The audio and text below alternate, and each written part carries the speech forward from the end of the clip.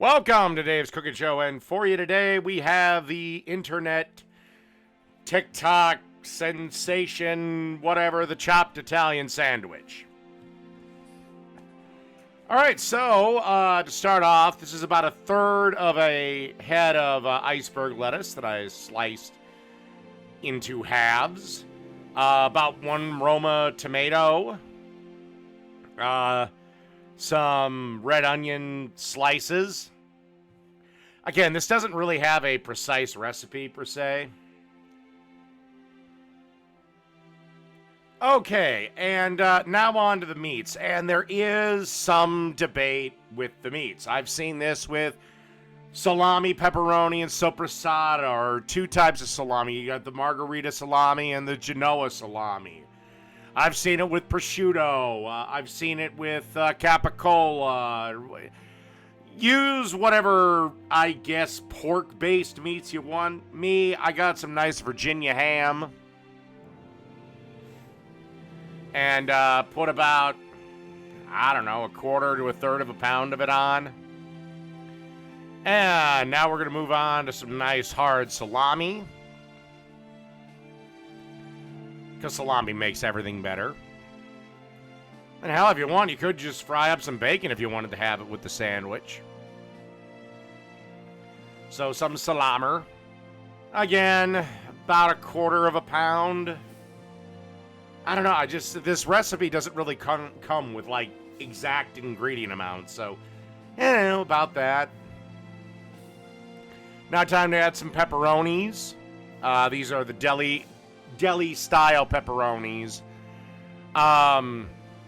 Again, I just added a couple layers of them, so about a quarter of a pound. And then you want to add just a drizzle of red wine vinegar. And you want to add a drizzle of olive oil. Again, don't worry too much. You'll see why, it's kind of running all over and everything. You'll see what before the sandwich is over why that doesn't fucking matter. And want to start with just a very, very, very rough chop. And you just want to kind of keep reforming this, removing everything around, soaking up all that oil, and just keep chopping this into smaller and smaller pieces. Now, this is where a cleaver really does come in handy. It's heavy. Basically, for this, get your heaviest knife. It doesn't have to be the sharpest, but get your heaviest knife and just start chopping this up into smaller and smaller pieces. Okay, we'll see you at the next step. I still love doing that. Hagging it, wagging it, chopping that meat. Now, this is something I did a little differently. You see, we've kind of got it chopped up. It's nowhere near done yet. But I decided to about halfway chop it, and then I decided to add the cheese. My cheese for this particular one was a nice provolone, and resuming the chopping. Like I said, by the time we're going to get to this is going to be just super little pieces.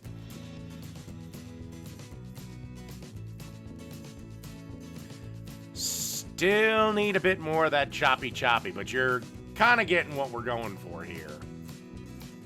And as if we didn't have enough ingredients, I added some of the juice or brine or whatever the hell from some pickled banana peppers. And now I'm going to add some banana peppers to our chop mix. Again, some people add all this shit at once. I decided to add it in layers. I thought it gave me a better end product. Like I said, you can build this however you like, but this is the way I'm doing it. So, some banana peppers, as many or as few as you like. If for whatever reason you can't handle banana peppers, they burn with the intensity of pickles, just go with pickles. Okay, I promise you this is the last thing we're going to add. We're just going to add a nice little bit of mayo, a nice little bead across across our mix. And then, of course, a little bit of salt, be very light on the salt because, again, ham, pepperoni, salami is pretty salty. But you gotta have pepper. So, somewhat generous on the pepper.